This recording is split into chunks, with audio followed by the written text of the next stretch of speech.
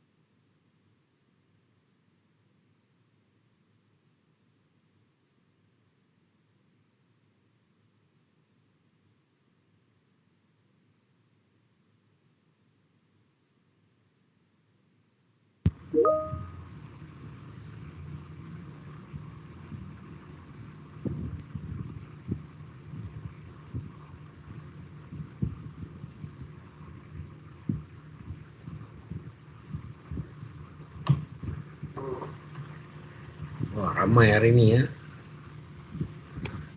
Yeah. Tuan, I think it's I think majority of these batch students, they are coming from the faculty of engineering. Yeah. Okey. Yeah. Thank you. Yang semalam?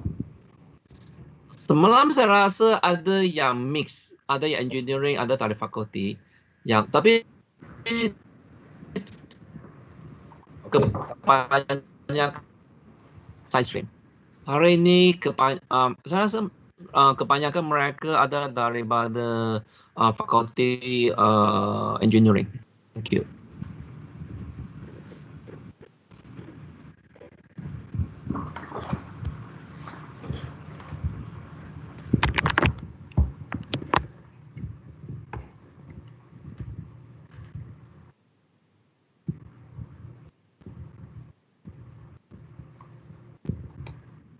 So very good afternoon, Don Shahidan. So today we have invited our guest Don Shahidan from MIMOS and his teams for our online seminar talks. So now I hand over to our MC today. So thank you so much again, Don Shahidan. Thank you so much. So cost representative, over to you. Thanks. All right, thanks, Doctor. So, good afternoon, everyone. So, I'm Jason, and I'm a cross representative for this course, APK Group 13. So, today I will be the MC for the online seminar talk. So, the tentative title for this seminar talk is The Impact of COVID-19 to Working and Business Environments, Entrepreneurship, and Gig Economy. So, today, we would like to invite our respected and distinguished guest speakers, Yang Berbahagia Mr. Shahidan, Yang Berbahagia Miss Zalina, Yang Berbahagia Miss Anis, and Yang Berbahagia Miss Dayang Siti Masha, you from MIMOS. So I hope that every student can switch on your camera for this online seminar talks as a respect to our speaker today's. And if you guys have any question, after that we have a Q&A session, and then you guys can ask any question to our respected speakers. So I will now pass the platform to Mr. Shahidan for the talk. Thank you. Thank you. Thank you, Mr. MC. Assalamualaikum warahmatullahi wabarakatuh, and very good morning to everyone. Before I start, do we have any foreign students here? Non-Malaysian, ada? I don't think so. Okay. Anybody in Sabah or Sarawak logging in? Tak ada juga.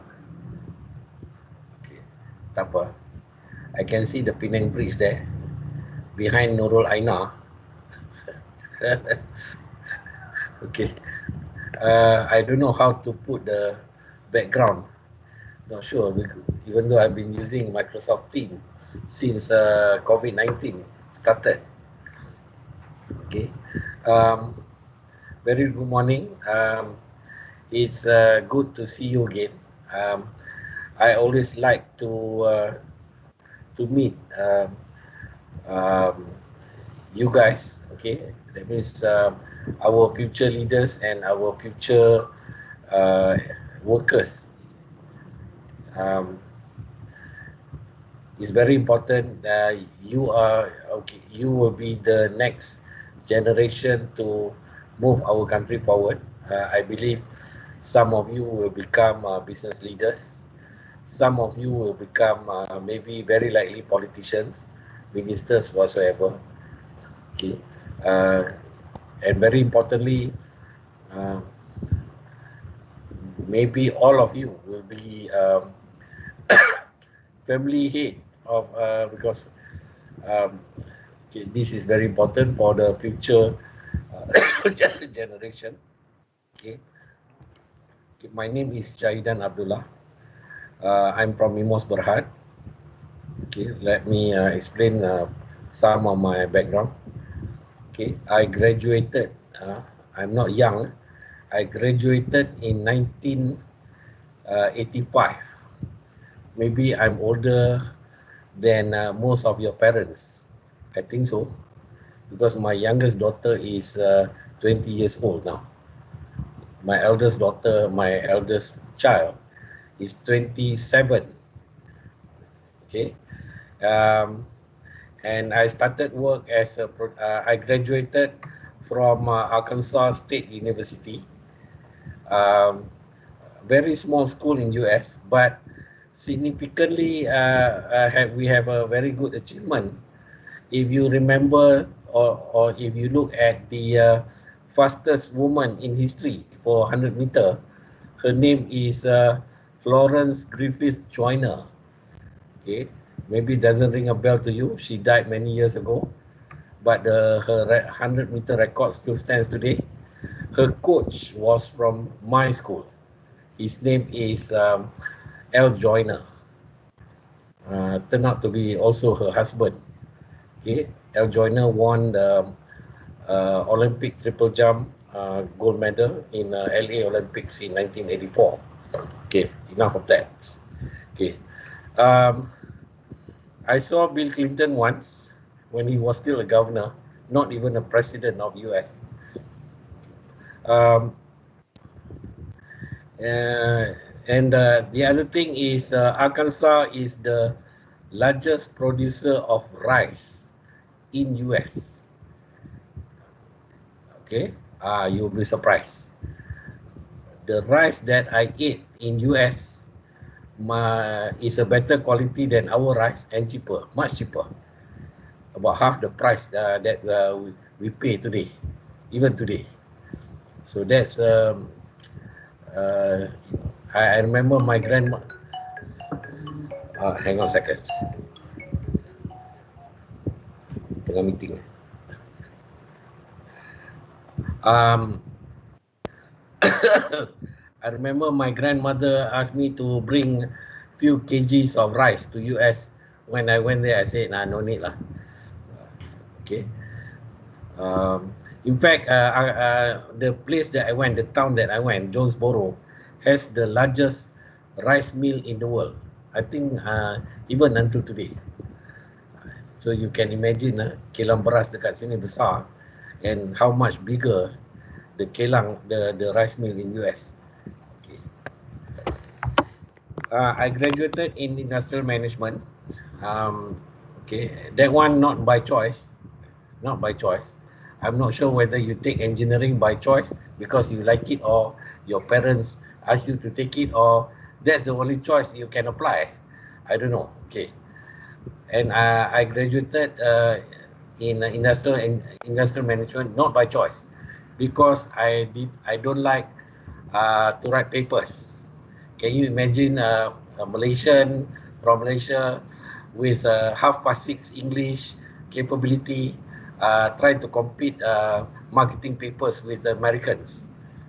Okay, so I took industrial management because it involved many mathematics courses like linear programming, statistics,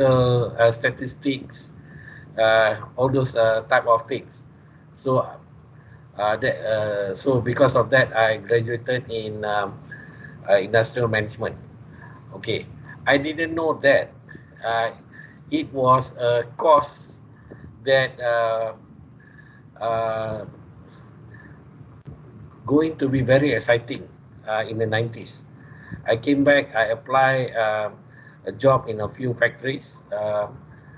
Two of them were Intel in Penang and also Motorola in Penang.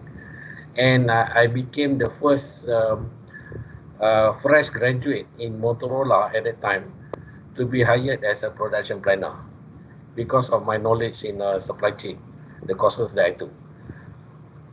Okay. So my advice to you in the future, you should know what type of job you're looking at. Okay, which company you want to target. So so you don't just apply blindly. And then okay, we will go through that later on. Okay, let me share my presentation now.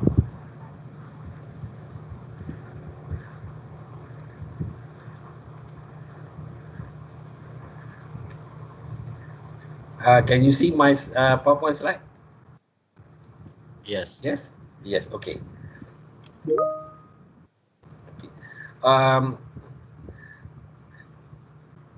Right now, okay, we are, I think, good or bad.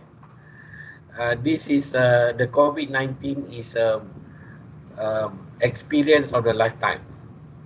If we look today, in fact, for me, I've seen one of the best ever football player in the world, Maradona. I watched him play in 1986 and 1990 World Cup. Such what a player he was. Okay, and then we have seen a very big disaster in history, tsunami in 2004. Something the natural disaster that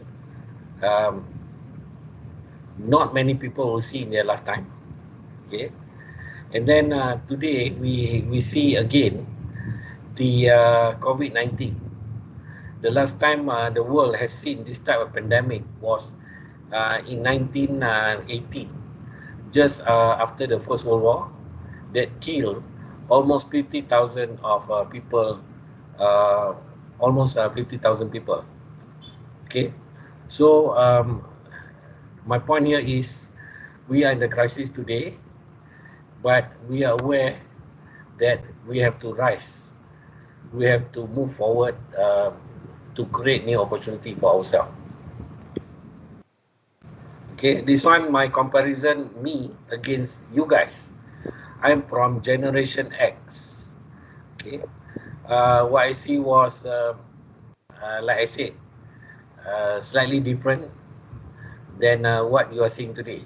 I'm not sure what age you are today. How about you, um, Mr. MC? How old are you today? Oh, I think he fall asleep.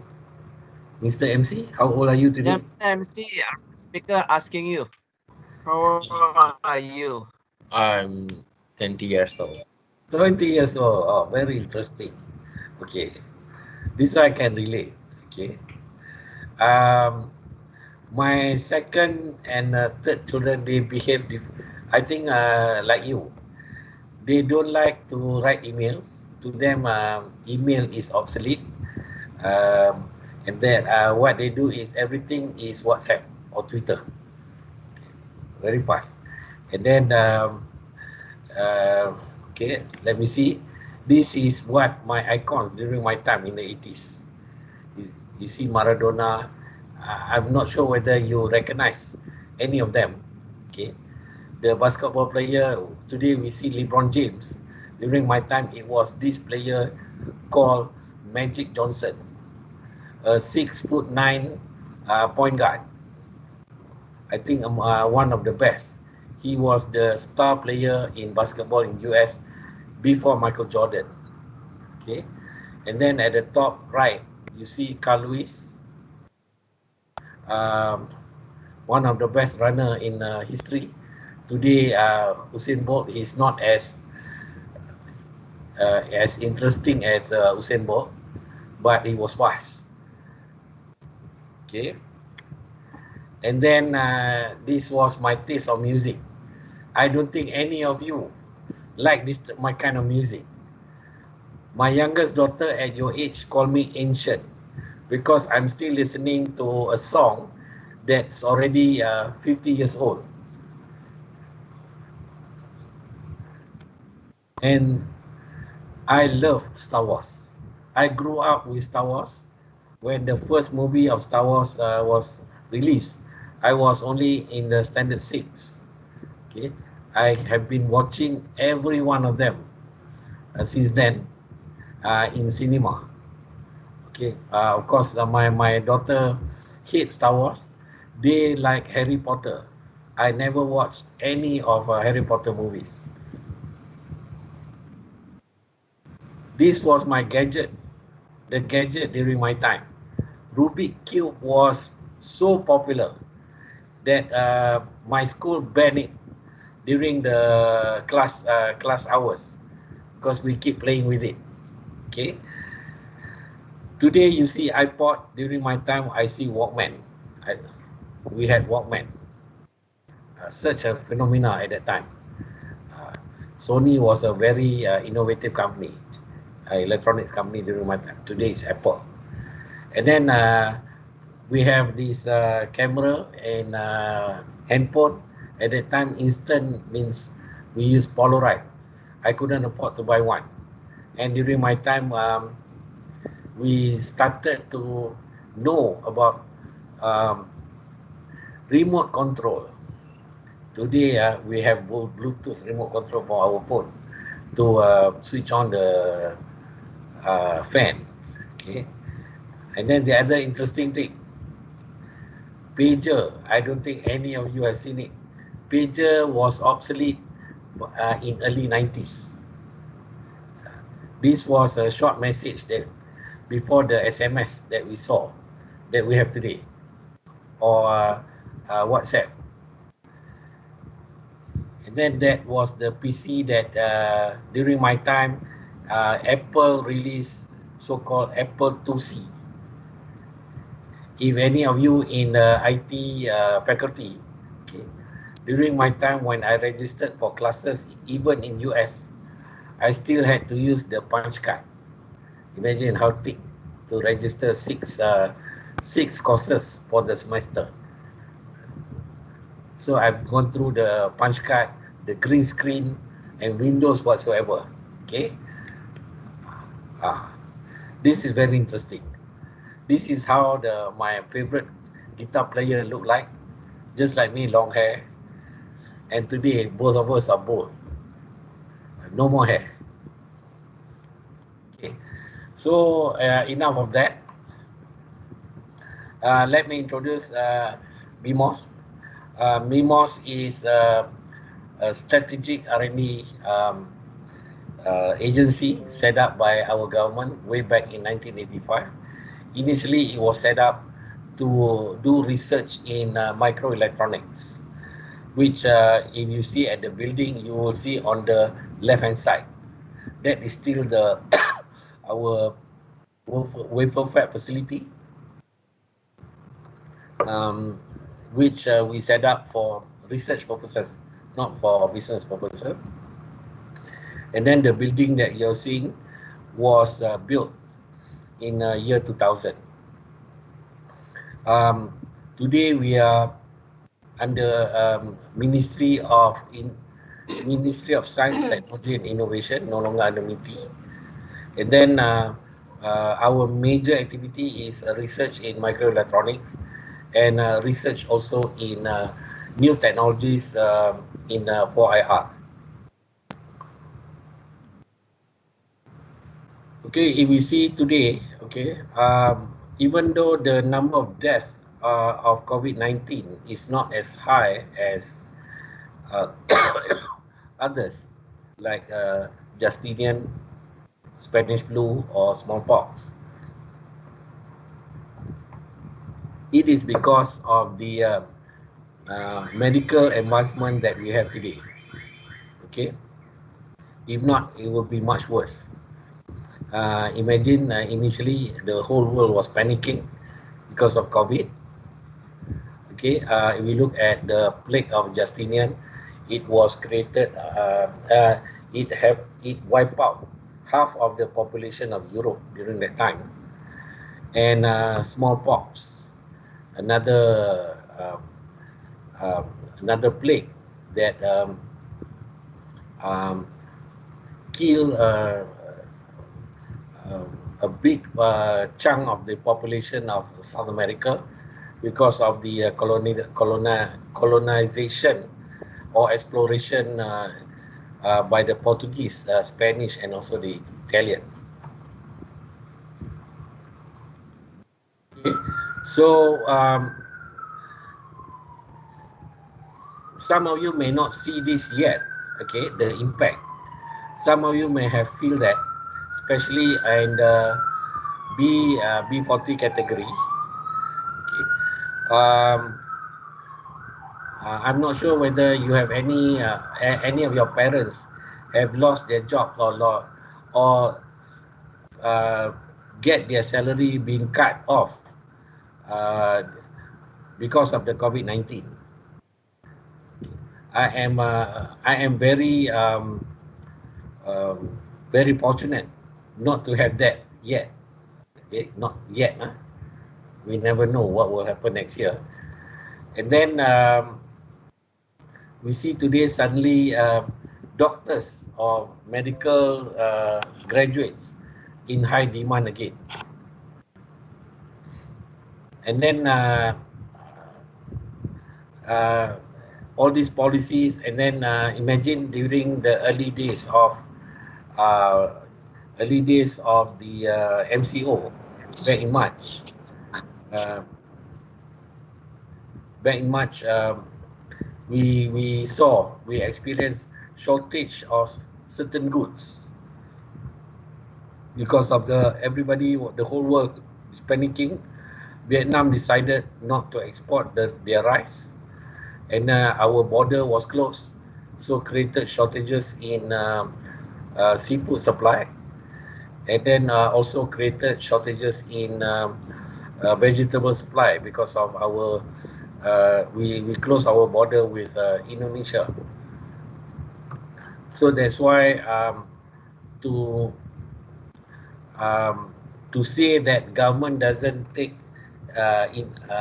serious action to combat the COVID-19, I think it's a bit unfair, because we have to, because government has to also check and balance, to do check and balance between the our livelihood and also the restriction on economic activities. And then one thing that the biggest impact on COVID-19 is the tourism sector. We see that Malindo Airline totally shut down or totally closed. Our Malaysia Airline is seeking government's help to pay the loan to pay for the aircraft.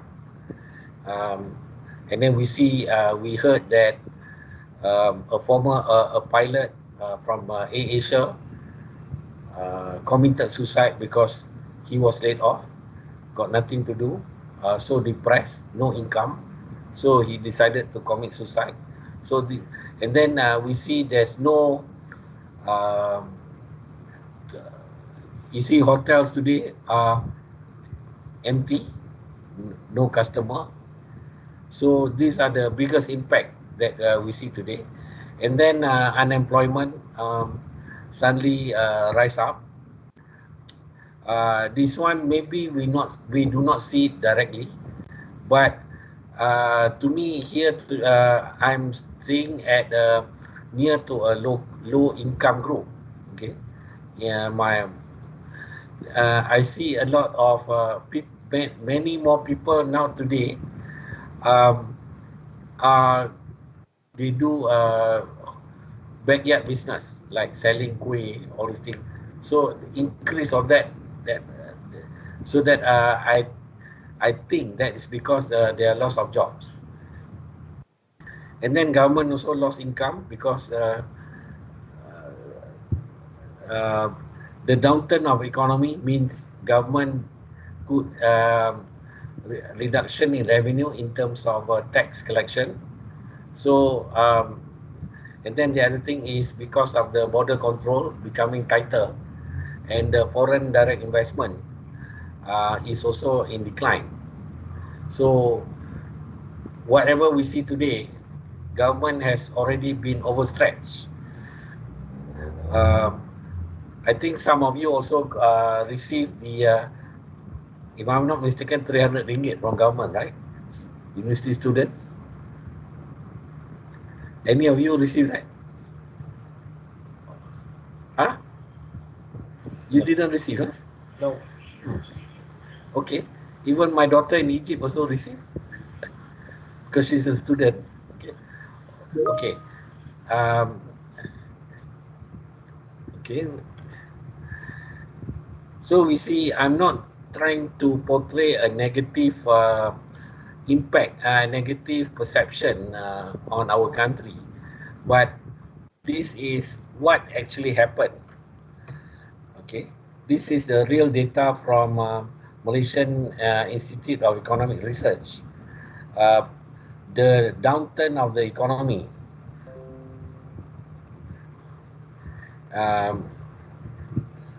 the first column on the left is the projection the day we impose our MCO, and then 1 month later, after government introduced the stimulus package to help the citizens. And then you see the economic sector that hit the most. You see that people lost their jobs. People take pay cut. People work from home. I've been working from home since March, and honestly, I cannot adapt to this type of working environment after getting so used to be going to office for almost 30 years. And then very importantly, this is something maybe most of your parents may not share with you, but this is the reality. That means if we don't have we get laid off today, how much saving that we can last with the saving that we have. That's why you see debate over the withdrawal government decision to allow people to withdraw their KWSP. So this is the long-term impact that uh, people are very scared of. I need to excuse myself to switch off my alarm.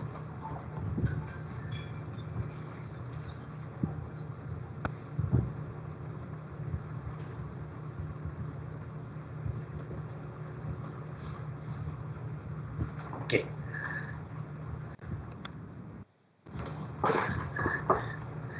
And then these are the public perception of the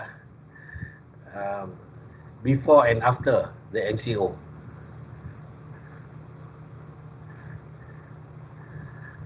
So it looks, I think, much worse than we thought. Okay. It's going to be getting worse after the MCO. We see today's stalls that because of the people scared of dining out, many stalls are having problem to even break even today. And then these are the impact of the business, how long can they recover?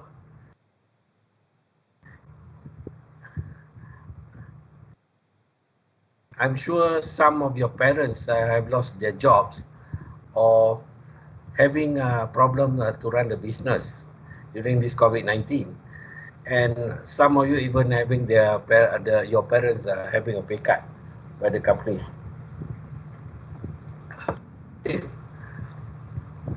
Okay, these are the types of business. These are the things that many of your people in your generation are enjoying right now. Okay, food delivery.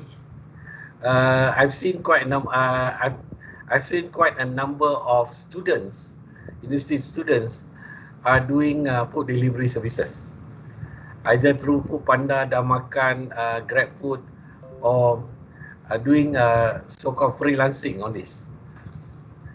And then my daughter, because staying at home, she opened up her own stall on Shopee, sell things. She made 200 ringgit a day, a month, a week. I didn't know that she was doing a business until one day I ordered something from her. Then I realized, this is my own daughter. Okay, and then hypermarkets and grocery chain. This one I'm not so sure because of COVID, many smallholder, I would say small business holder, are thriving in this grocery business. For example, I order meat from a shop in Ulu Langat. I order fish online directly from Pulau Ketam. And then of course I still order my other things from Tesco. And then the way we live, the way we communicate also become different. Now many things go virtual. I think when government has been trying to implement e-learning for many years. I remember with the implementation of SchoolNet project and then BistariNet project, it didn't work until we have this COVID, and then suddenly many teachers in school, they are very competent to use Zoom and to manage their classes through Google Classroom. And then many companies implement virtual office like me. I just finished meeting with my boss about half an hour just now. And then, of course, when we stay at home, we tend to watch. We tend to spend more time watching TV. Okay. And the other thing, the gig economy, this is something you need to give more attention. Gig economy will be thriving. Okay. Honestly, moving forward, okay, the trend today, even companies have, um, we do not, even MIMOS, we have stopped hiring permanent staff since the last 5 years. So, in your generation, your group, um, being employed permanently is a gift, because not many will do that anymore. Even Petronas now, they hire staff on contract, even or most of the GLCs. And then the other thing, even multinational companies, okay, multinational even more brutal. They may hire you. It looks like a permanent employment, but once they change the business direction, you can just lose their job just like that without any warning. And then the other thing is working remotely will be more and more, the adoption will be high, will be more in the future. This is something new in Malaysia, but this is something like countries in US, for companies like Amazon, Google, even Google, Yahoo, they've been practicing for the last 10 years, working remotely. I have a friend who has been working with Microsoft remotely for the last 10 years. So, and then moving forward also, the job that will be available will be very task-based, instead of you hire as engineer, but it will be more like project-based. You hire to complete certain projects. This this will be more and more common. Don't expect lifetime employment from now on. That's not going to happen. The trend is project-based employment. Even in MIMOS, we also hire people for 3 months to complete certain projects. I'm not trying to scare you, but what I'm saying here is this will be the reality. Okay. And then for IR has COVID-19 has really accelerate the adoption of 4IR technologies. For example, we look at there's a company, let's say Food Panda. Food Panda, the platform, Food Panda is a platform, a combination of IoT, the mobile device, local detection technologies, and then maybe big data as well. Okay, and then you see 3D printing suddenly become very popular because of the short turnaround. That means you can just design a product and then produce it immediately. So 3D printing technology will be thriving. In fact, the company that really pushing for the adoption of 3D technology, 3D printing technology, is Boeing, because aircraft is not make to stock item, it's make to order. They low volume but high precision, so they are experimenting the manufacturing the aircraft using 3D printing technology. So what does it mean for you? 3D printing technology, of course, it will be something about advanced material, maybe material science. So there's an opportunity for you. It's about the product design, okay, and then it's about simulation, and then that means augmented reality. So when you need to do augmented reality, you need big data processing, so you may need cloud computing. So these are the combination of the technology that will be ahead of us. Okay, I'm going to skip this. Government has given, but not sure whether any of this meant for you guys. No, right? Okay, we skip. Okay, this is something that work from home that I feel a bit stressful for me. Okay, I have to admit that I prefer to work in the office because for the last 30 years, since 1988 when I started work, I've been going to the office every working day, almost. Okay, and then for me to stay at home and then try to coordinate the work with my colleagues can be quite challenging because we don't see the expression, whether they understand the instruction, they understand what we are trying to explain. We are not sure. So this is where communication skill, the new communication skill need to be beefed up. And then some people, they think work from home is like a holiday, which is not true. I noticed we caught one of our staff in MIMOS.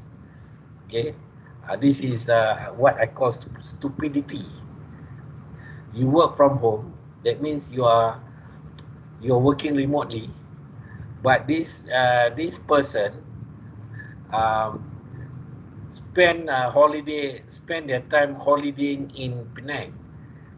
We didn't know about it until she posted a picture having a big nasi kandar in Penang during working hours. So work from home means you stay at home, you always stand by for work during the office hours, or maybe more. But you are always be available if something need to be done immediately. And then the other thing is the challenge is for me, I stay at home alone, so it's very lonely to stay at home. Okay, in fact, during the first stage of MCO, because we can hardly we can hardly go to anywhere we like, very controlled movement. So it can be very depressing to stay alone at home because 90% of the time the TV is talking to me. I cannot talk. I just quiet, just listen what TV, the sound of come out from the TV. Okay, and then I'm so used to having teh tarik with friends at night or during the uh, uh, outside working hours. So this is sometimes we have meeting like in a very informal manner. So these are the things that I have stopped doing it because of the COVID-19. Okay. For fresh graduates in this type of economy, it's very challenging to get a job. I think I can see that. Very difficult to find a job because you have to compete with people who have working experience. Okay. and maybe have better academic qualification as well. So that is the challenge that you may have when once you graduate. So it's very important that you focus on what type of job you want to apply. Um, like me last time when I came back from US, I surveyed the jobs that are available with my qualification. Okay, I decided that production planning or material planning was the right job for me. So and then the other thing is I was lucky enough when I came back in 1988. At that time, our economy was recovering. Um, so I managed to get a job within 3 months, which I think I was very lucky on that.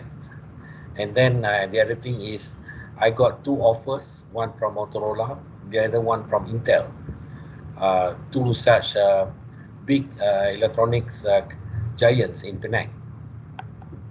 So, um, so with this so-called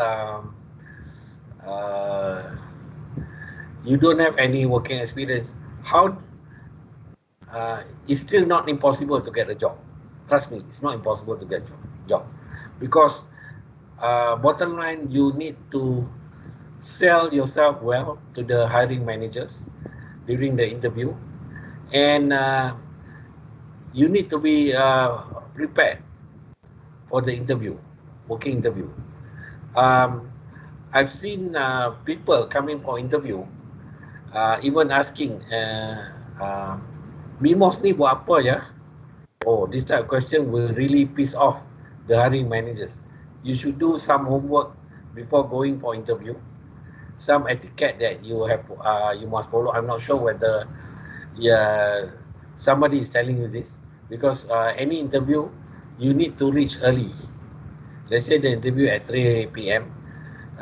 You should reach by 2. Okay, why should reach by 2? That will help you to be calm. That means to eliminate your nervousness, and then give some time for you to fill up the application form, and then for you to just to settle down to settle down before the interview, so that you don't become so nervous during the interview. Okay. And then the other thing is, okay, this one I need to ask. I'm still amazed because it happened to my daughter. It happened to my second daughter, who is a straight A student. But she decided that she doesn't want to take engineering or any science courses. So it's not that jobs for engineering are not available, but the competition is very fierce, I would say. During my time, sorry, I need to relate the experience that I have, so that maybe you can see what I'm trying to explain. During my time, when I applied for jobs, my competitions were unemployed people, fresh graduate from local universities, and fresh graduates from overseas, mainly from Australia, UK, and US. Okay. The advantage that I had during that time was I speak better English. That was a very big advantage to get a job with multinational companies, and also some prominent GLCs like Kazana or PNB or even Telecom Malaysia, where English is their language. And then remember, when in the technical field, most of the equipment manuals are written in English. And then the other thing is, whenever you work with multinational, you have to communicate with your colleagues or your counterpart all over the world. So that was the biggest advantage that I had during that time. Today, in your generation, jobs become global. Okay, even in Malaysia, when you are looking for a job, you have to compete with foreign nationals who are also looking for jobs in Malaysia. Something that didn't happen during my time. Okay, one thing that some of these people are highly qualified students, are highly qualified candidates. Even in MIMOS, when we wanted to ramp up our research activities, our research areas, we found that we can get fresh graduates, the good fresh graduates from Malaysia, no problem about that. But we have problem to get highly competent experts in the field of research that we want to embark. So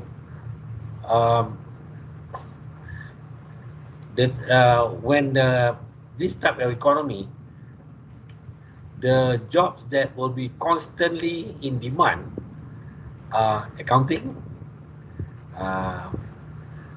accountants, and then HR, and to a certain extent, legal people.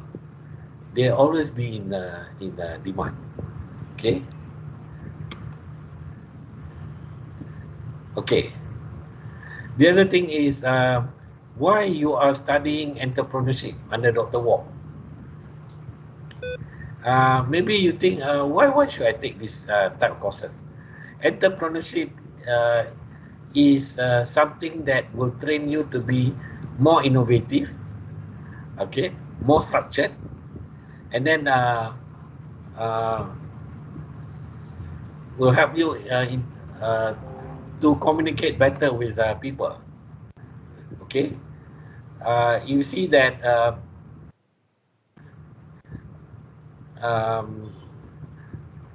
and then looking forward, like I said, gig economy will be thriving. That means jobs, there will be less and less permanent jobs to be offered in the market. So the ability to show that you have these skills are becoming more and more important. Okay, and then the other thing is, trust me, getting a being a salaried worker like me, compared to trying to sell nasi lemak on the roadside. Okay, I prefer to be a salaried worker, because you sell nasi lemak, there's no guarantee you will be you will excel in the business, because the competition is even more tighter, even more brutal than working in the office. Because working in the office, there will be days where you don't do anything, but you still get paid end of the month, because there's a guarantee that you will get. And then when you do your business, you always have to work on double or triple the effort compared to the office workers, because you need to earn your living. That's why we see people like I take example, the CEO of Apple. His salary is only $1 a year, not much, but his job is to grow the business of Apple, to sell more iPhones, to sell more iPads, to sell more MacBook. Okay, so that job is like running a business on the behalf of the shareholders of Apple. So whenever he hit the or he meet his target or his KPI, he is being rewarded like 200 million US dollar in bonus. So you think about this. Don't see that the way we compensate our CEO of GLC is the same as CEO in US. It's not the same because outside in US or in Europe, the way they compensate uh, the CEOs or the top management is very much performance based. You perform, I pay. You don't, I sack. So it's like that. And then, um, of course, the most lucrative job, okay, is working in a large international company. Okay, let me tell you, when I started working in Motorola, that was in 1988. My starting salary at that time was 2,000 ringgit. Okay, today if you see a local SME company, uh, how much salary do you think you can get as a fresh graduate?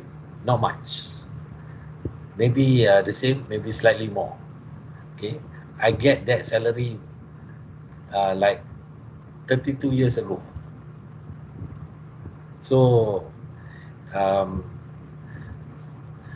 international company, the way they reward the staff is different because they also compare the workload of every staff around the world. So they always try to compensate fairly between an engineer in US or an engineer in Penang or in Malaysia. So that's what it happens. And then plus some economic factor that they put in and so on. And of course, they always comply with the um, business law of every country in the world. Okay. So I'm sure some of you have tried to start a small business. I'm sure because in early 2000, the most lucrative startup business at that time was selling prepaid cards through multi-level marketing. I met one student who made 20,000 a month selling SIM cards at the time. Okay. The other thing is when you look for jobs, okay, today applying jobs through Job Street, all these employment job portal could be reducing in the future. Okay, my advice to you, okay, you should register yourself in LinkedIn. Look how people update their profile in LinkedIn, and then you notice also once you put your profile properly, it will automatically link you to certain type of jobs because there are also recruitment agencies registering themselves in LinkedIn. And then the good thing about LinkedIn is LinkedIn has a function called recommendation or verification. Let's say you are qualified CCNA engineer, for example. Okay, you can put your certificate number and so on, and somebody will authenticate, yes, you have done this during this time. I have my profile in LinkedIn, but not that good because I'm not looking forward to have another job. I have only 4.5 years to work. After that, or maybe earlier than that, I may want to retire. Okay, and then the other thing is very important. Nowadays, many companies are offering so-called graduate trainee program. Try not to, if you're desperate enough, okay, it's good to apply for that program, because that program doesn't pay that much, and then you work like slave. I have to admit, you work like slave, because you become a punching bag to do all kind of things. Okay. Similarly, if you are a full-time employee but with less pay, it's very unfair. That's so you can complain about that, but that's the world that we are living in today. Not everything is fair to everybody. Okay. And some traditional companies still posted their job advertisements in a newspaper. I don't think any of you buy newspaper nowadays. I have stopped buying newspapers, the printed one, for many years, because I find that information from the internet is good enough, maybe better, and more current. Okay.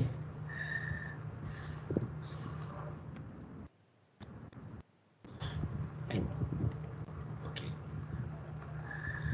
And then one thing for you in the engineering field, okay, engineering normally is about automation, but the beauty of engineering today is there will be a convergence of technologies that you may require additional knowledge. For example, in the 1990s, when internet was introduced, there was a convergence of between the IT network and also the telco network, the one that we see today.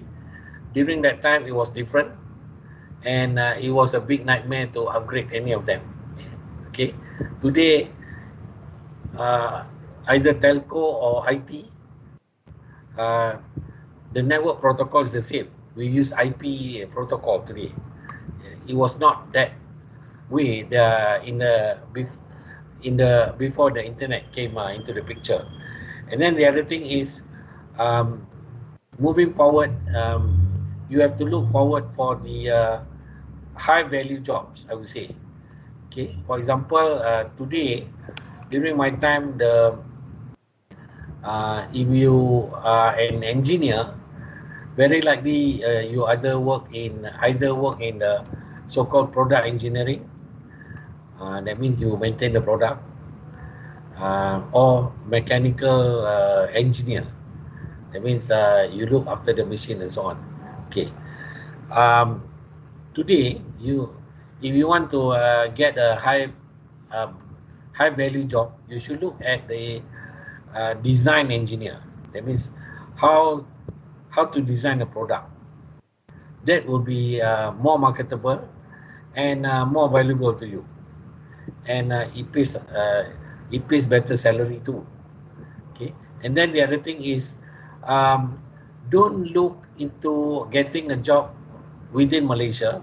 You should be brave enough to look for a job beyond Malaysia.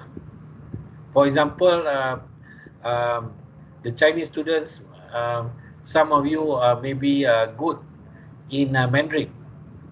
So why not look for a job in China? They have a big demand for IC design engineers in China. Okay. And then for Malays, okay, they are big. If any of you take the civil engineering job, there are much more construction projects in Indonesia. Maybe pays better as well. Okay, so don't be afraid to look for jobs outside Malaysia. I have friends who I was fortunate enough to be accepted as an MRSM student. Okay, my batch, one of us managed to get a job in Nassau, in Houston. Okay, so the motto Malaysia boleh actually is true. So we have to look at the spirit of Malaysia boleh. That means if other people can do, we can also do it. Okay. And then we look at the job displacement, and then you look why Indonesia is has the highest number of jobs going to be replaced. It's because of Indonesia in terms of automation, they are very lacking today. But once they go into adopting better technology, current technology, so the manual job will be eliminated. For example, today we see, dulu kalau Kelang we see a production operator. Today that type of job will be much less, because when the factory goes automated, the need for production operator will be eliminated. It will be replaced by the so-called machine operator. So the job has been upgraded automatically because of the advancement of technology. That's why Malaysia, for example, we cannot compete in terms of cost with Vietnam in manufacturing, but we can compete with them in terms of we have more competent and more skillful workers. That's my point.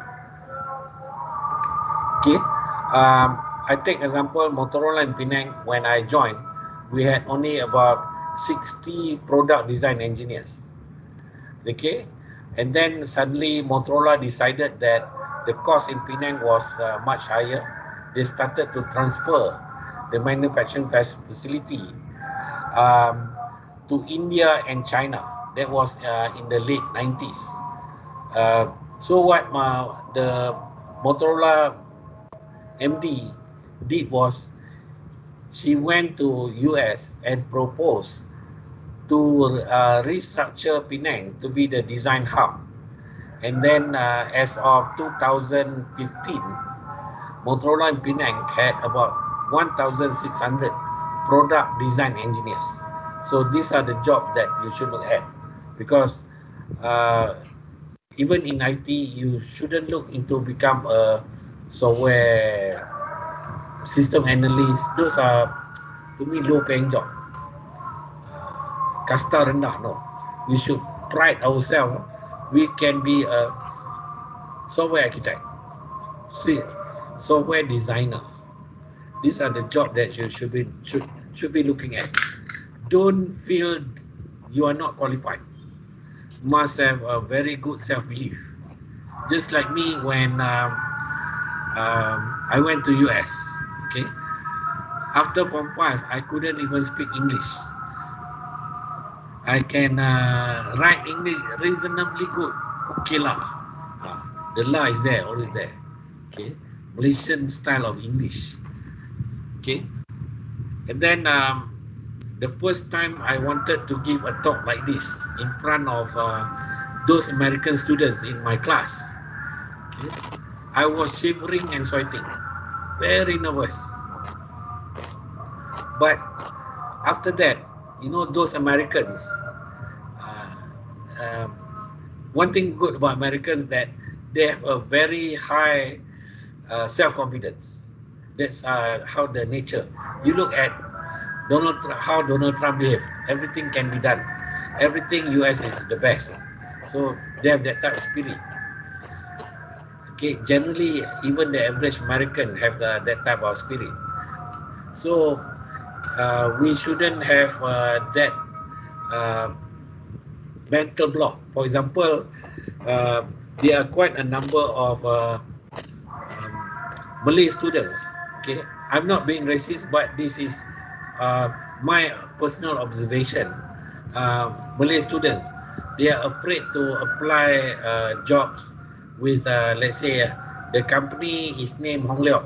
itu company Cina lah, susah mau dapat kerja. You never know because you never apply. Okay, and then you go and then you see I come across somebody who get a very good job and then suddenly apply to a position that my company is offering with a lower pay and lower position. When I ask why you are applying for this job, because your capability is much more than this. The answer I got was, oh, saya tak boleh kerja dah dengan company Mak Saleh, company Cina. Dia orang cakap ni, no. If you talk about discrimination, it always will be there. Always will be there. You work with Malay-based company, of course now we have our Islamic value, the Malay values, that sometimes you may feel offended. You work with Chinese company, okay, of course you will see your bosses talk about using Chinese value, maybe Christian value, that we as Muslim feel a bit offended. It will happen. Trust me, it will happen, but not direct. They are not directly intend to do that because of the way of life, the lifestyle that makes us behave that way. Okay, for example, when I was in US, Hari Raya Haji, I had to attend class, no holiday. Should we complain about that? The answer is no, because how many Muslims live in US during my time? Okay, so these are the things that we have to balance it. Okay, and then you people should look into how to become farmers again, smart farmers. Very interesting. One thing, regardless of any economic situation, everybody needs to eat. Okay, and then the thing is, how to be more profitable is by becoming more efficient in the way we become farmer. Or that's why I became one of the advisory panel to one of the college community which taught agriculture in Teluk Intan. We tried to introduce, we did propose or suggested that maybe they should introduce IoT, simple IoT system to the agriculture students. And then the answer was, this is IT. That's why right now we should look into because the world is changing, and then technology are converging. So we have to think of how to adopt some new technology to make us more efficient and more productive. Like if you use IoT system, for example, IoT solution, we can automate into in terms of watering, and also controlling the temperature, the soil nutrient. It's very simple, but there's engineering job. I know because people in the new generation are a bit skeptical to go into agriculture because this is all hard work. Yeah, it's true. Because for me to go back to the paddy field that my grandfather was working, to me is almost impossible. Sekarang kalau masuk dalam parit kaki, everything become itchy. Have to go to hospital to get treated. Okay. And then the other thing, and then I've seen one. I met one factory manager. No, he is a factory manager who doesn't know anything about agriculture or aquaculture.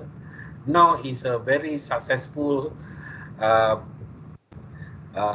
owner of a shrimp farming in Penang. Okay, he has about 150 ponds of tiger prawn shrimp in Penang, and he has another 100 more in Pulau Sayak, Kedah, near Tanjung Dawai, and then he's thinking of having more. Okay, the amazing thing is he was never a farmer before, but he was brave enough to venture himself to learn about how to be a effective and productive shrimp farmer using technology. He used sensor technology, he used IoT solution to check the temperature of the water, the nutrient of the water, and then he used electronic fencing to stop animals from jumping into his shrimp pond and having a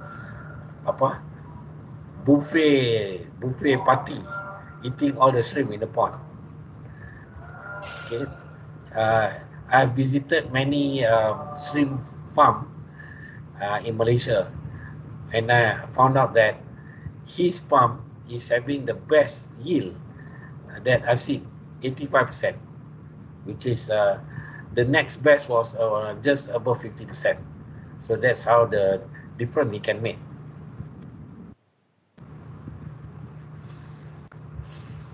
Okay, and then like I said just now, the change of rules. The change of rules. Forget about hotel and restaurant. That is not valid anymore. COVID-19 killed the hospitality industry. So we have to discount that out.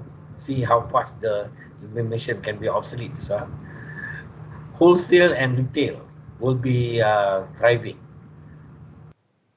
I take example one logistic company, okay, one of the very niche business that is booming when the MCO started. Any of you are breeding ikan laga, fighting fish. That is one of the business that is thriving, somehow booming during the MCO, because people stay at home, got nothing to do. So like me, I start collecting fighting fish. For your information, they are not cheap. My most precious fighting fish is we call it copper, embellished copper. It's a Siamese breed fighting fish. I bought at 230 ringgit. Not cheap, no? Okay. And then the ecosystem also was built. The business ecosystem was built around this fighting fish business. There's, if you want to order, I order my fighting fish. I bought my fighting fish from Alustar. Okay. So how it is possible to transport the fighting fish to KL? So there is one company, logistic company, when the owner saw this opportunity, he specialized the logistic business into the transporting of live fish. So you can check BBB Express, Triple B, Bangkok. This company specialized in shipping or transporting fighting fish. Very efficient. Okay, and very affordable. For example, one fish, he will charge about 8 ringgit, It's even cheaper than Post Laju, and it's even faster than Post Laju. That means if the seller pass the fish to him by this time, to the to BBB Express there around this time, I will receive it before 2 p.m. tomorrow. So how reliable it is, okay? That's why I cannot understand why Post Laju. Sorry, I have to comment about Post Laju. Okay, Post Laju cannot even give a good service like what I saw Federal Express in 1986. One of my most cherished moment studying in US was visiting Federal Express facility in Memphis Airport, Memphis, Tennessee Airport in 1986. I even saw the CEO, the founder of the company, that night working, because they had it happened that night happened to be they had unusual load of deliveries to be made. Sometimes we have crazy idea. We may want to make it work. Okay, like Federal Express, when he was a student, economic student in Princeton University, he wrote about the concept of overnight delivery. That was way back in 1970. Okay, he got an F for that paper, but he believed in his idea. That he set up the company in 1980. Look how big is Federal Express today. Talking about overnight delivery within US. And they guarantee that you get your delivery before, I think before 12, at any day, any weather. So that's how it does. Even there's during my time, I saw one hypermarket called Walmart. When I went to US, the biggest supermarket in US was Kmart. Okay, Walmart was set up by a very humble guy from Arkansas. In fact, when he wanted to start the business, he sold the concept and offered all the Arkansas residents to invest in his company. Not many believe in him. Today,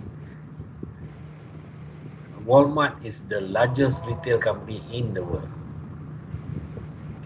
We see here like Tesco. Tesco is UK's largest. And then we used to see Carrefour. Carrefour was the French biggest retail company. But this Walmart is even bigger. The good thing about Walmart, they are also the most advanced IT adopter in the world. They can even predict I need to send more umbrella to Boston within certain date, because they have a forecast of heavy rain in Boston. So that's how advanced they are today. I'm going to skip this. Okay. This is the data that I got from early this year. It may not be true anymore due to COVID, but the point here is for us to apply for jobs, we shouldn't be looking at the job that is redundant. That means, example,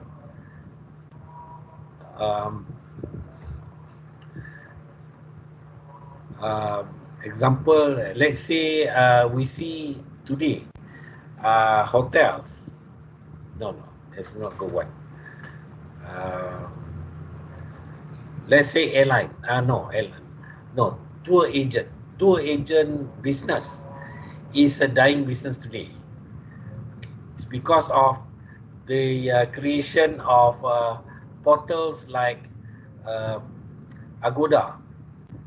That means we can book hotels much cheaper um, and much faster than the tour agent. Because tour agent, they take commission. Uh, Agoda, they take smaller commission, much smaller commission. And then the way they do is they book the rooms in bulk, and then they will sell.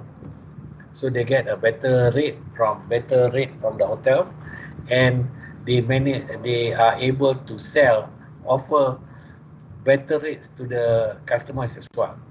That's one, tour agent.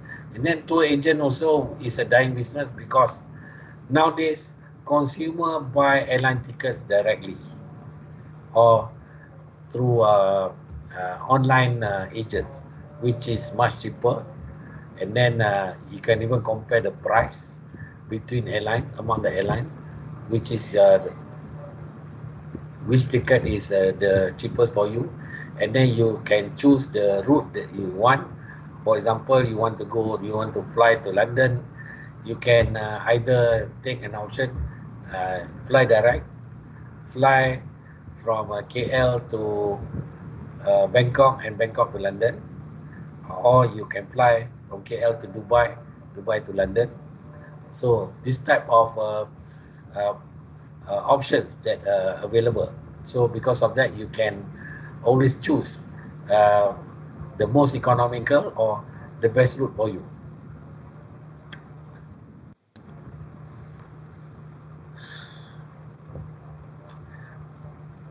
Okay, if any of you, if you have any, like in software, in IT, anybody in majoring in IT, okay, you should look at a job in data science. Data science is something that in high demand today. For example, like COVID-19, we need to analyze a lot of data. For example, if somebody is being found positive, okay, and then immediately Minister of Health will analyze the person's movement in based on the data from MySejahtera, and then from there they can analyze how many people are exposed to be positive because of the close contact with the person. Okay, during my time, when we talk about data science, at the time was collecting data. How to collect data, because during that time it was a big nightmare to do data consolidation. Big nightmare. Example, Oracle have their own protocol of data. SAP has another data, and then if you work in a factory, even worse, most of the machine have their own proprietary system, so it's very difficult to extract data. Today, data, whether structured, unstructured, in any kind of format, can be analyzed. Okay, so now collecting data is no longer a big problem. Analyze data is becoming more and more important. So the skill to analyze data may need some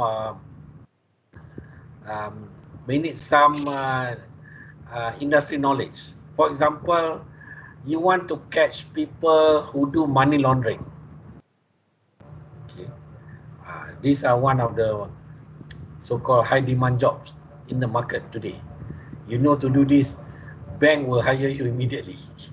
So you need to know, you need to identify what type of data need to be analyzed.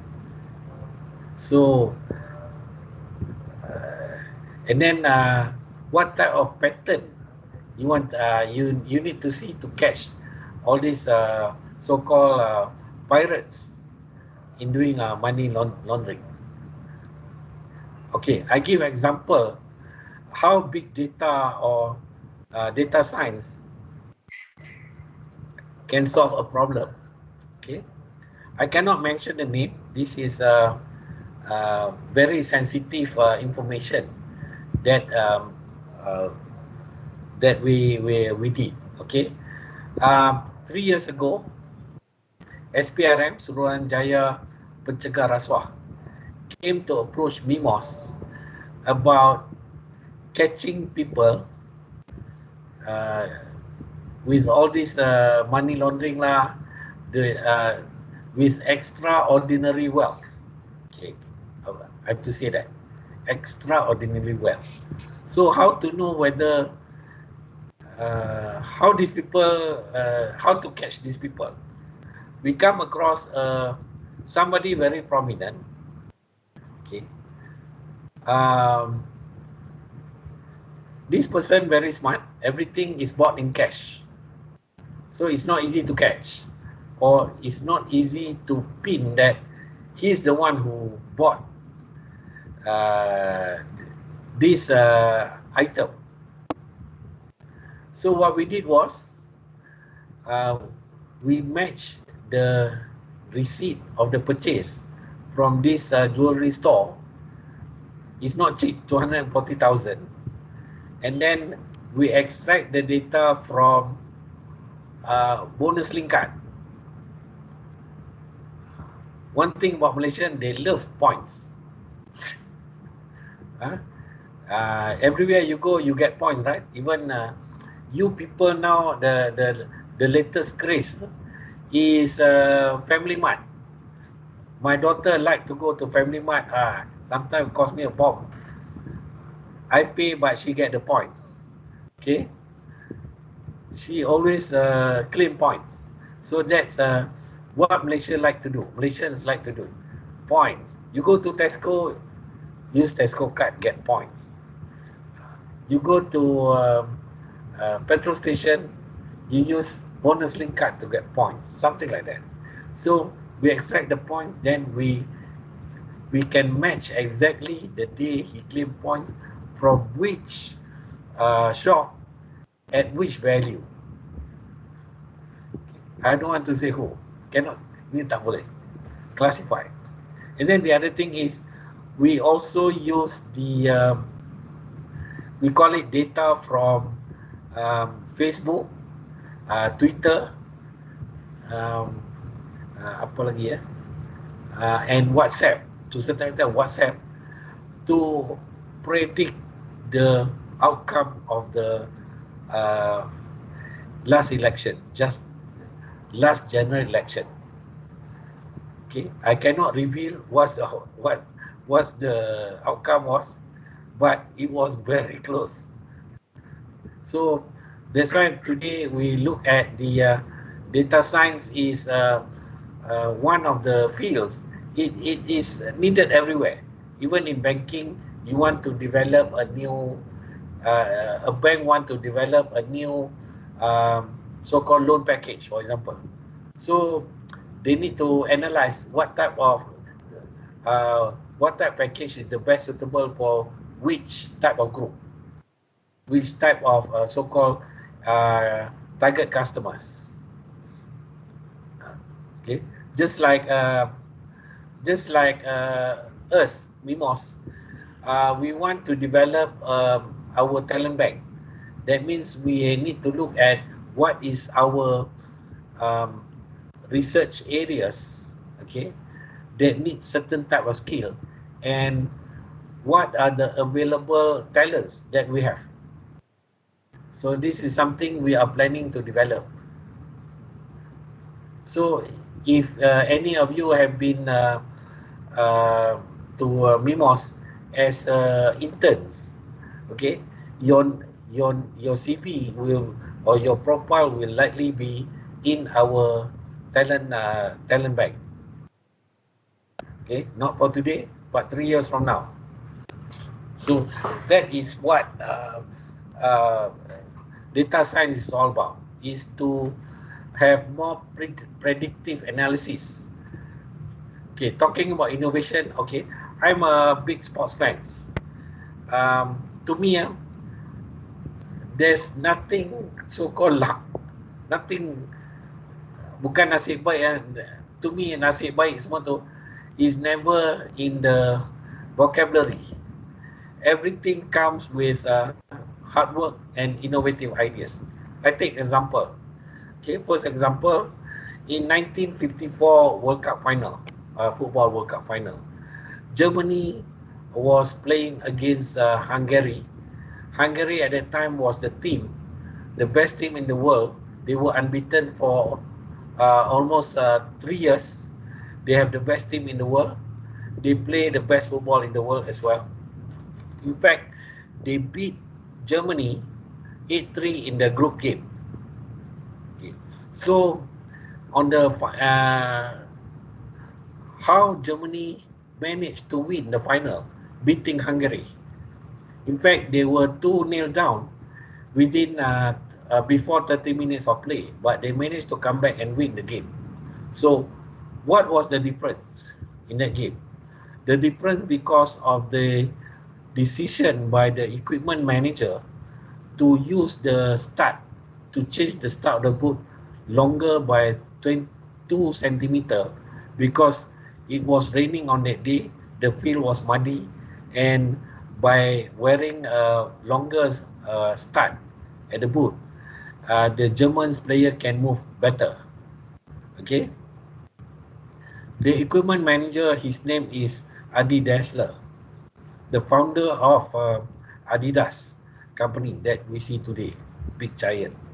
So how innovative his mind was. Even we look at Steve Jobs. When he looked at, if you watch the movie about him, when he saw his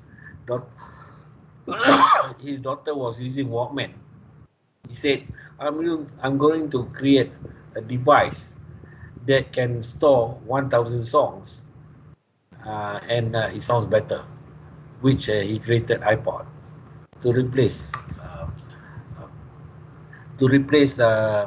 Walkman. Even in Malaysia, in early 2000, in order to have extra storage to our laptop at that time, there was a product called Zip Drive, Omega Drive, Zip Drive, introduced to the market. It cost a bomb, and it was killed by a product called Thumb Drive overnight. Okay, and the creator of Thumb Drive is someone, kampung boy from Sekinchan, Selangor. He's a big, very prominent, a very rich guy residing in Taiwan today. So, don't be afraid of believing in your idea. Of course, in Malaysia, sometimes the idea doesn't, it's not going, people will laugh at the ideas that we have. But don't give up. Pursue your idea. Okay, eventually somebody will, maybe not in Malaysia, somebody outside will believe in your idea.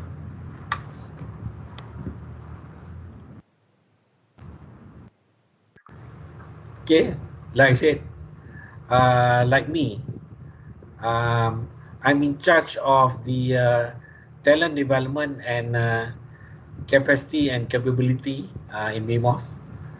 Once my function is automated, my position will be obsolete, which I believe so in a few years' time. Hopefully, but I still have time to work until I retire. And then the growth of gig economy.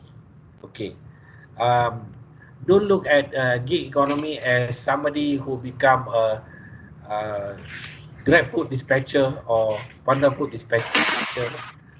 You should look yourself, gig economy, something like you have your own business doing so-called development on project basis. So there's no longer formal employment. There will be appointment on project basis and so on, very short term. Even MIMOS, we hire people for 3 months. Why I say gig economy will be thriving? Because your generation, being in the millennial generation, you are more rebellious than me. I can see that. Not rebellious for the wrong reason. Rebellious because you need, you want more autonomy. You want to be, you want to make your own decision. And then because of the exposure to the new technology, your behavior also different. To me, I can share with you a bit. I came from a very poor family. I had to walk to school 2 miles a day, about almost 6 kilometers a day to and fro. Okay, for 6 years during my primary school. Not because not because there was no bus service, because I cannot afford it. Okay, and then because of that, the tendency is we work hard. We work hard to improve, not to be into that type of lifestyle. Okay, so thank God today I managed to have a quite comfortable lifestyle.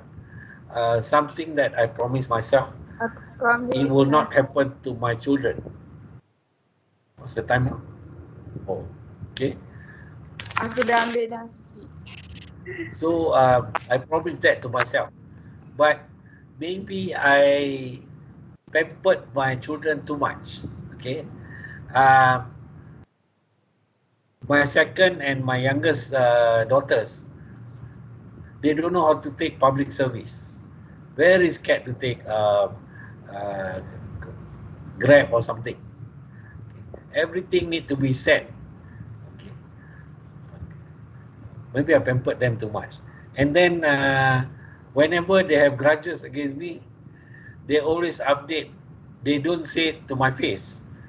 They always write in their Facebook page. So sometimes when they ask something from me, I say no, and then after that I look at what they say in the Facebook. Then okay. And then sometimes my youngest daughter, when she started to use handphone, she even send messages from her room to me. Imagine I am watching TV at the hall. She's in her room, and she sent messages to me to communicate instead of talking face to face. And then none of them like to cook, because to them, why cook? Can always call McDonald's or Domino Pizza. And then they don't believe in washing dishes anymore, because we order online, they deliver, and we throw away everything after that. So no need to wash dish. That's the behavior. Maybe I pamper them too much, but sometimes because the advancement in technology make you guys behave that way. And then the other thing is, your generation today will do multitasking. I noticed for the last 2 years when I went to UM to give this talk, I can see many of you also looking at your handphone. Maybe you send message and then you listen. It's not that some people, first I thought it's very rude to do that. That means you don't pay attention. But looking back, okay, that is a norm today. Younger generation, they do multitasking. That means they communicate with their friend at the same time, in a meeting with the boss. Okay, so it can be multitasking.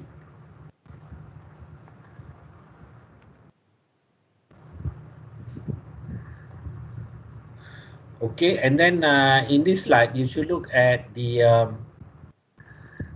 competency that you should have when you look for jobs. Okay, um, when things become virtual, communication skill is becoming much more important. That means when you talk, okay, sometimes when you say something face to face, people can always look at your expression or your body language to understand what does it mean.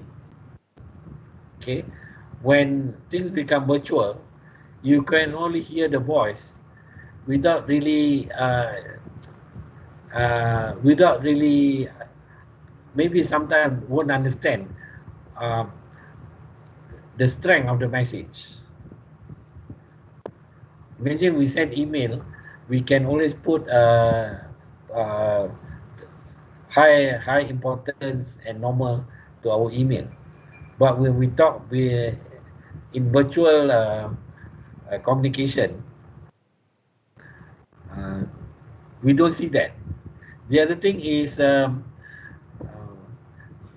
we need to be more precise and concise to make sure that people understand. Okay.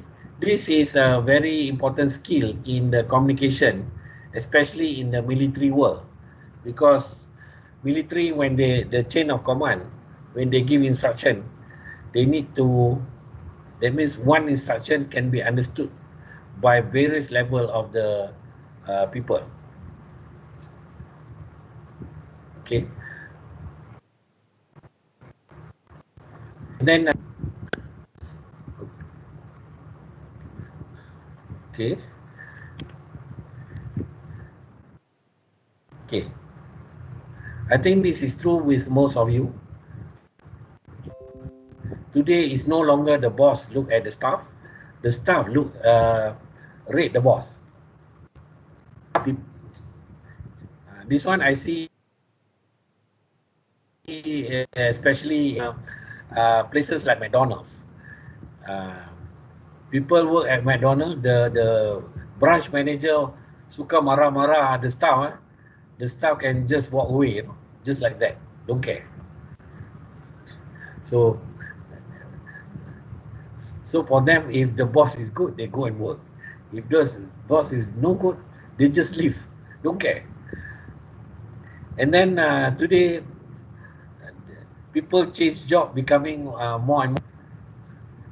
If you look at the even if you take, if you observe the normally in the food industry, you can see people move from one restaurant to another quite frequently. And then the other thing is your generation, you need more autonomy to do your job. You cannot be dictated too much. Then you get angry or you don't like it. Okay.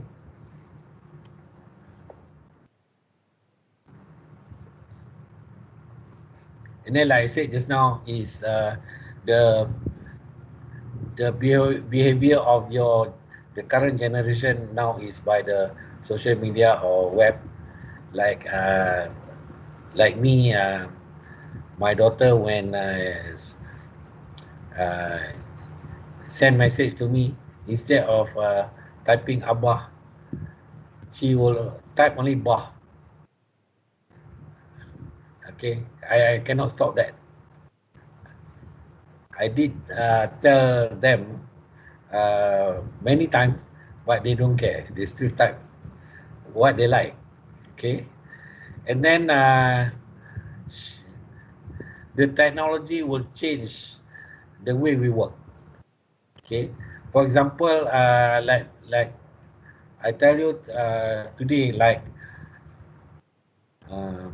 some jobs, like some tasks, like when you apply to be you apply for a loan, now you can apply online, and the bank can always evaluate online.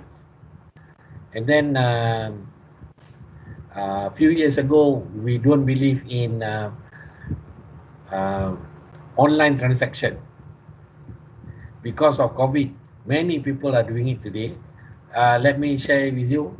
I started buying online in 2010 or US. And then to be more extreme, the first time I bought durian online was in 2011. Durian, Musang King, prime quality. People always ask, hey, how's the durian? Is it good? Cheap? Good quality? You don't get cheated? So, all those questions. Today, nobody asks anymore. Where do I do that? Oh, I buy online from this Facebook Marketplace. Just like, okay, not okay. Fast delivery, very responsive, something like that.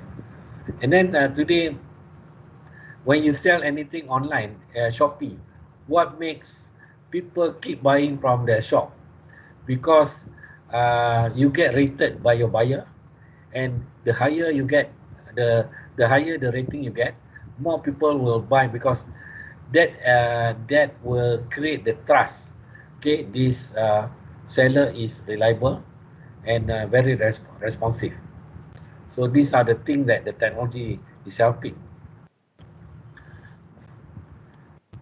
And then today everything is fast. Okay. Like my daughter, when she asks, she wants anything, that means she wants there and then. Okay. Because even if we go to McDonald's today, we get our order within 5 minutes. So my daughter cannot adapt to the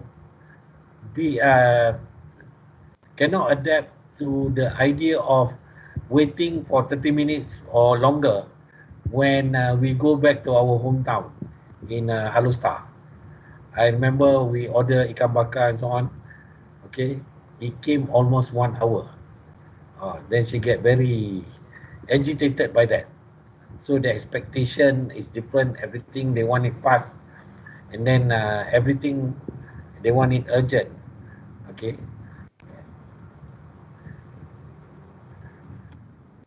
And then okay, like today, because of COVID, I believe in this mobility of working. Okay, working anytime, anywhere, but within the office hours, but not at home. I have to admit that I have problem to adapt the work from home concept,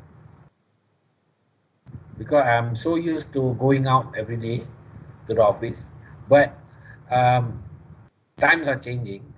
Then the way I work from anytime, anywhere is previously we used to have meetings, business meetings in the office, but for the last 10 years, I have a higher tendency to meet people not at a formal place, to meet a bit informal, so that both sides feeling more comfortable, and we meet like in places like Starbucks or restaurants, just to have a chat or to discuss about things, and then at a I would call neutral place, so that both sides feeling more comfortable. Okay.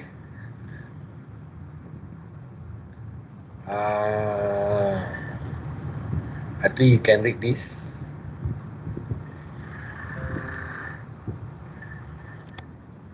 Okay, this is my last slide.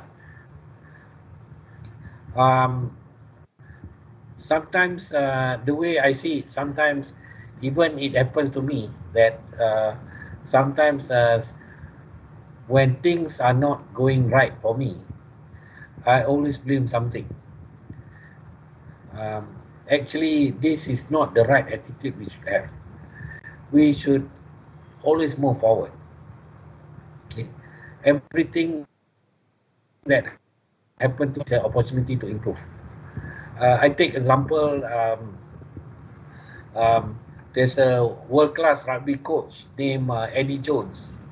He is an Australian with a Japanese.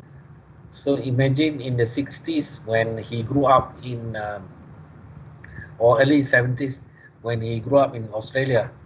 He because he is smaller and he looked like Japanese, then he was discriminated every time he played rugby.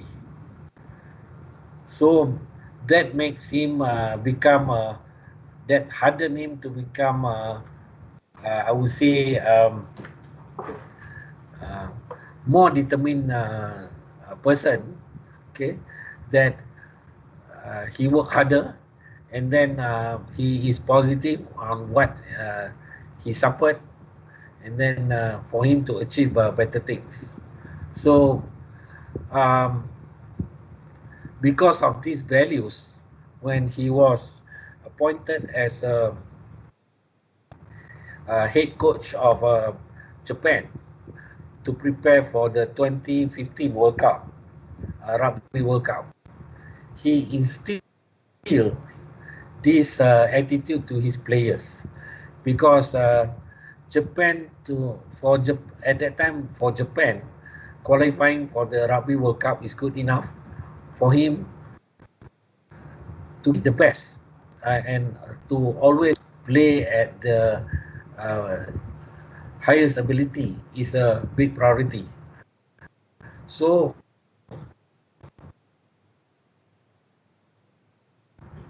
in 1995, they were beaten by the New Zealand All Blacks by 147 to 21. The highest worst ever defeat in World Cup history. Okay, that was in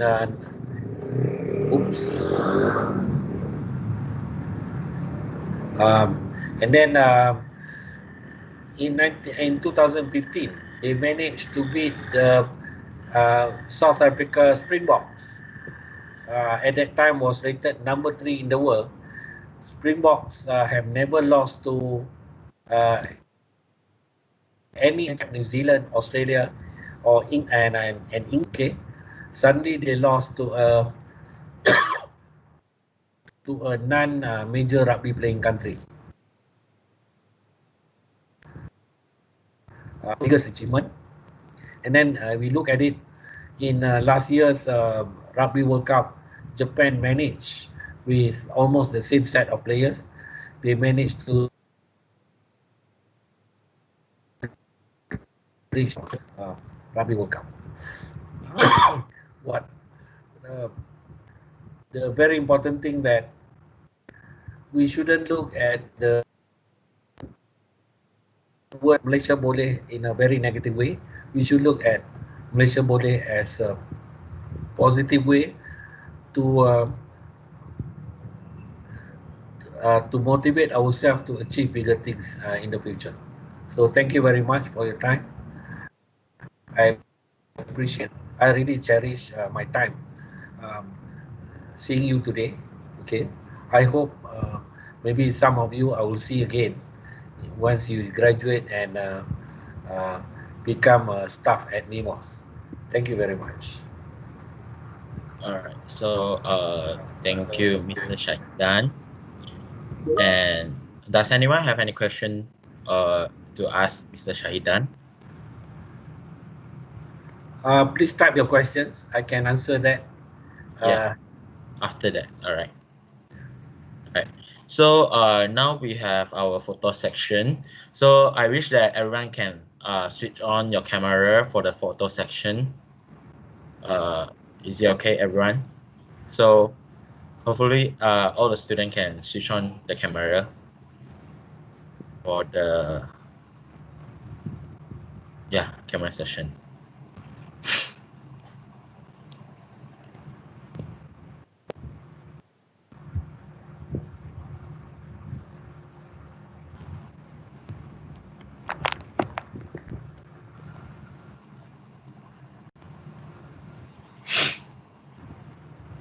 Alright, so later I will screenshot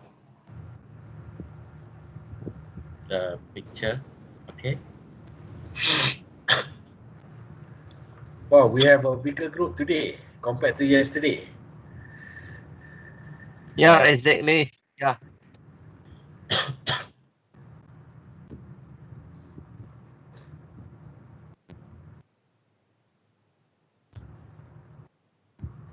So yeah, guys. So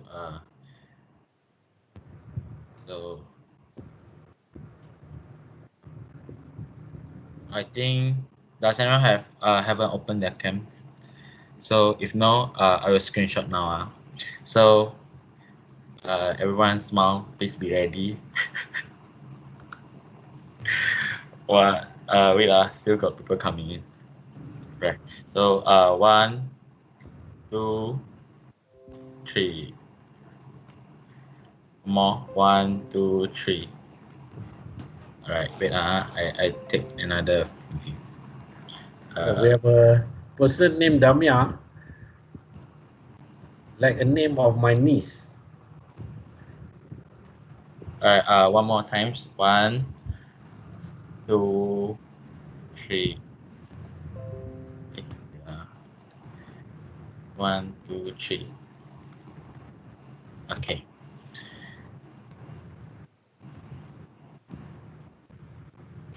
So I think everyone benefited from the online seminar talk from Mr. Shahidan. So thank you again for Mr. Shahidan for this online seminar talk. And so we will end this talk. All right. So does anything does anyone have? Let me write my email address here. If anybody has any question, you can always email to me. All right. So anything from Dr. Wong? Yeah. Thank you so much for MC today. So thank you so much for our guest, our speaker today. I would like to express my gratitude, okay, to Tuan Shahidan and his team by sharing so good and so great sharings with all of you. So I wish you all the best, and yeah, thank you so much. Terima kasih, Tuan Shahidan. So thank you so much. So do you have any questions, students? I think no, because yeah, I think no. Some students that are asked, is it possible to get a copy of slide? Tuan Shahidan. No problem. I can email to Dr. Wong for him to distribute. Yeah, sure, So you sure. can email to That's me all. directly. Sure. I can email directly to you. Yeah, thank you so much, Tuan Shahidan. So again, I wish you all the best. So yeah, to all my students, take care. Have a very good day ahead. Thank you so much, Okay, Tuan Shahidan. thank you. Yeah, See you thank again. you. See you in Bye. MIMOS. Yeah, See you in MIMOS in 2 years' time. yeah, please. Okay. Okay, Anything thank you you. can, all of you can drop an email to Tuan Shahidans. Yeah. Okay, Thank you if so much. do internship in MIMOS, please write to me. All right. Okay. Thank Okay. you. But being a research institute, we also have our minimum requirement. You need to have at least a CGPA of 3.0. But anyway, if you're still interested, not meeting the requirement, please email to me. Okay? Thank you very much. I'll see you again. Thank you. So Tuan Shahidan, we are going to meet you again on tomorrow 3 o'clock. Thank you so much. Bye. Okay, bye. Thank you. Bye. Bye. Bye.